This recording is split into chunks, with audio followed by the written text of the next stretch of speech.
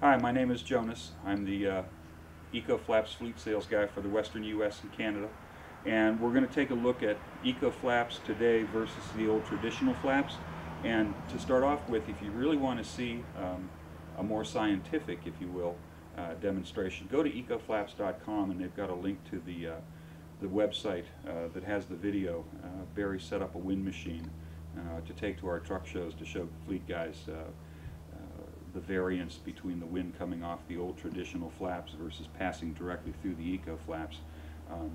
The only problem with that is the wind coming out of that wind fan is only 49 miles an hour.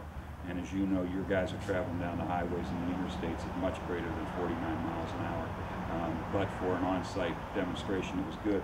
So what we're going to do today is we're going to kind of mimic the distance that these traditional flaps sail back when you're going down the highway. They ride up behind the tire because of all the air coming off from underneath and between the tire and headwinds and crosswinds and so forth. The Eco Flaps don't do that. We've taken this solid face and reduced it 75% or 80% down to less than 5 feet of leading edge, and that's aerodynamically designed leading edge that was engineered into the product. Eco Flaps are also made out of nylon, a high impact, very durable nylon that should last the life of your tractor and trailer.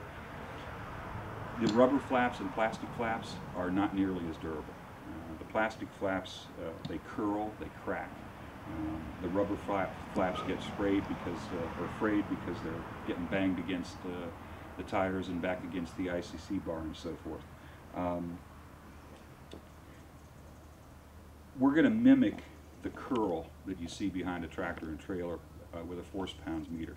One of the other differences is that Barry's force pounds meter was a digital and mine is an analog, but it gives you the same force pounds reading. So we'll give it a try and see what we got. So the first thing we're going to look at is a tractor flap. And tractor flaps don't sail as much because there's more drag behind the trailer because of all the room back there for the winds to start swirling around. So my daughter Maggie here is going to press against this, and you'll usually see a tractor flap maybe pushing about that much right there. Maggie, how much you got? 9. Okay, pounds so force. 9 pounds force here at the bottom. But you're using an angle bracket because your drivers don't want this sticking out, getting caught on things when they're maneuvering around a parking lot or around a truck stop. So you've stiffened this entire area, this quarter top part of the flap. So Maggie, push against here. And what are you getting? 30 pounds force. Okay, so 30 pounds force up here, and what was down here? 9. 9 pounds force. Now, when Barry tested the Eco Flaps on the wind machine, granted it was at 49 miles an hour, but it was 1.6 pounds because it's allowing the air to pass through, so there's no force against it. Okay, now this is a bad idea on top of a bad idea. A lot of guys use these anti-sail brackets on their tractor flaps. Not because it's legally necessary, because the law really only applies to trailer flaps, especially in Arizona. If you're sailing 8 inches or higher off the road surface at highway speeds, they'll give you a sailing ticket. So behind the tractor, it's usually done more as a looks thing because you guys all like chrome. But what it does, Maggie, push against this bottom. Now remember, we got 7 pounds force, I believe. It was 9. 9 pounds force on the first try. So when you bracket this up, okay, what'd you get? 35 pounds force. So now you've really made this a solid face that's not going to give, and it's like pulling 2 big parachutes behind your tractor. It doesn't really matter up here. This won't change probably because this is all bracketed anyway, but let's try it. Go ahead and push up on the top there, Maggie, where you did before. All right, what are you getting? 40 pounds force. Okay, so you've really, this is just a bad idea on top of a bad idea. If you're using traditional flaps and you like these angle brackets, take them off. You're really losing fuel. If you use an Eco Flap, you're going to use less fuel because all that air is going to pass through. Your flaps won't be flapping behind your tractor. They'll stay bored straight at 60 miles an hour, 65 miles an hour. And they're going to last longer than these. They're going to create less road spray. It's just, this is just a real bad idea from the beginning. What we're going to look now at is a traditional tractor flap, solid component part made out of rubber, very heavy, at least twice as heavy as an Eco Flap. Now, you get a lot more sailing behind the trailer, simply because there's more wind through the length of the trailer. And even if you're running side skirts, you'll notice going down the road, your flaps are still sailing. So the side skirts don't really help that to reduce that particular drag. These are made out of a cheap rubber, and they really don't hold up anywhere near as well as the Eco Flaps. But let's test the force needed to move this flap back. Maggie, you want to try that bottom one? Now we're going to move it back more than the tractor flap, because trailer flaps tend to sail more. Right about there. What are you getting on that reading? 11 pounds force? Okay, 11 pounds force. Now remember, Barry, on his wind machine, the Eco Flap only pulled 1.6 pounds force. Granted, it was 49 miles an hour, but it probably would never increase that much, because you increase the wind to 65 miles an hour, because 80% of the wind is passing straight through. Let's get the top here. Okay, that's plenty probably. 42 pounds force. Okay, so almost as much as the tractor flap, Mm-hmm. a little bit more. And I'll show you another, as with the tractor flap, a bad idea on top of a bad idea on these trailer flaps that you'll see a lot more often even than the tractor flaps.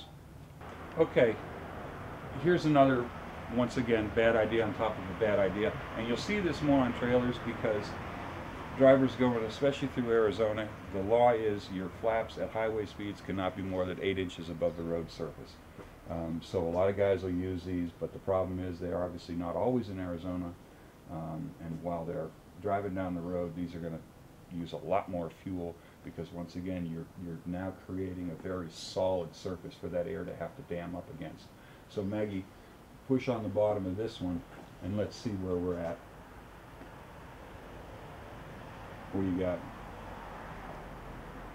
36? Okay, so we're almost back to the very flat surface at the top that we had on a traditional long flap.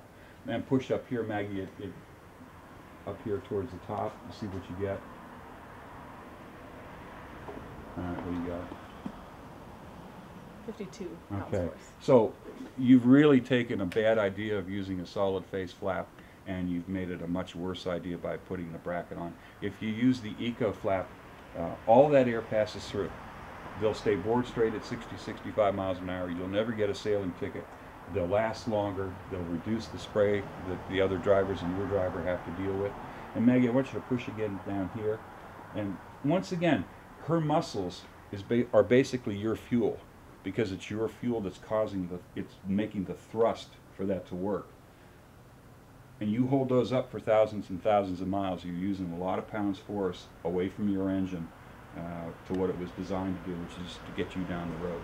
Okay, thank you. Okay, now we're going to look at a traditional solid face plastic flap. And you'll see a lot of these on the road. They're made out of very cheap plastic. They've got supposedly a rain suppressor on one side that doesn't really work at all. They start to curl up, and they look pretty nasty going down the road. And they're a solid surface. So Maggie, if you push against the bottom here, a little bit farther, right about there, what are you getting? 22 pounds force? Okay, once again, like compared to the Eco Flap's 1.6 or 2.0 pounds for force, this is really using up a lot of diesel as well. And Maggie, let's push up on the top here.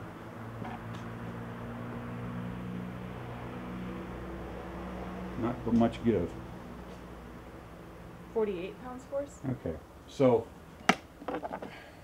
this is just not a good idea. And occasionally you'll see guys that'll have these bracketed as well, even though they don't supposedly sail as much.